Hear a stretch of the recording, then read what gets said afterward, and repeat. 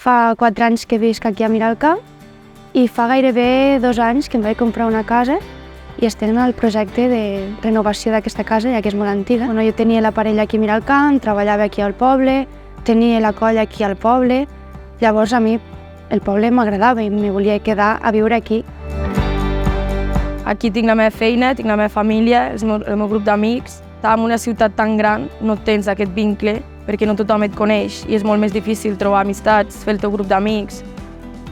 Als propietaris que tenen una segona vivenda els diria que, sisplau, la posessin en lloguer perquè jo, com a jove, m'agradaria tenir l'oportunitat de trobar una casa aquí o un pis i seguir creixent aquí. Tens una casa buida? Lloga-la i dona vida al poble.